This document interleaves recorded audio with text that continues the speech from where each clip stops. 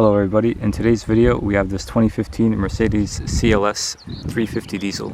Before we continue, I'd like to thank the owner for letting me review his car, so be sure to follow him on Instagram, dark.cls. I'll put his link in the description below. I'll start off by showing the exterior, the interior, then the modifications done by the owner, and then we'll go for a quick spin with the car. So this generation CLS came out in 2011. Codename W218 or C218 since Mercedes classifies this as a coupe.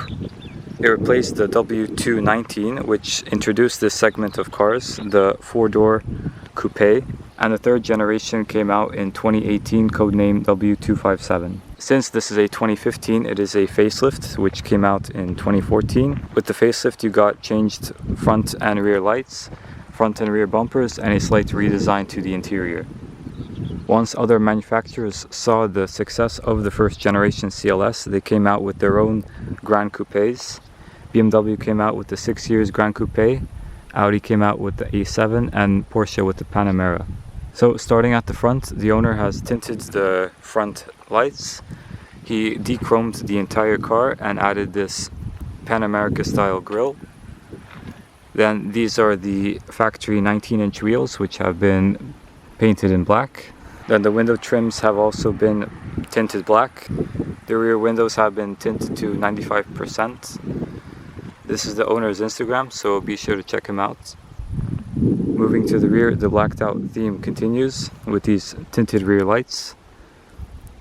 And the CLS was also offered only in the second generation as a station wagon as well, as Mercedes called it the shooting brake.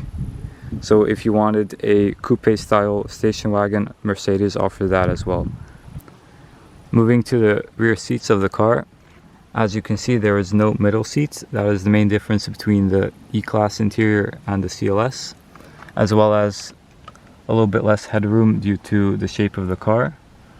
However, there is still more than enough headroom for an average sized human. Then in the front of the vehicle, it is pretty typical Mercedes and quite similar to the W212 E-Class. However, the only difference being that with the facelift, Mercedes added this screen in the middle that sticks out of the dashboard, whereas in the pre-facelift CLS and the entire lifespan of the W212 E-Class, the screen was always inside the dashboard. One mod which I really like, which the owner did, was add this Starlight headliner, which really gives it a much cooler vibe when driving, especially at night, and I would definitely do it in my vehicle. And you can choose pretty much any color you want.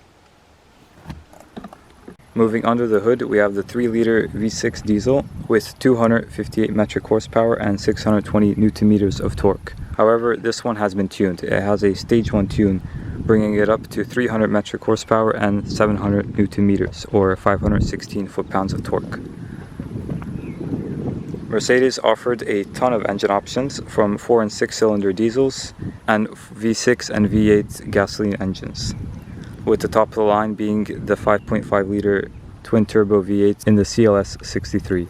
Mercedes replaced the 7-speed transmission to a 9-speed transmission with the facelift, and you can also get the CLS with air suspension or regular suspension. And the one we have here today has the air suspension, or Airmatic as Mercedes calls it.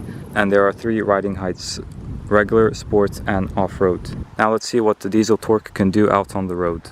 Is that you, Keller?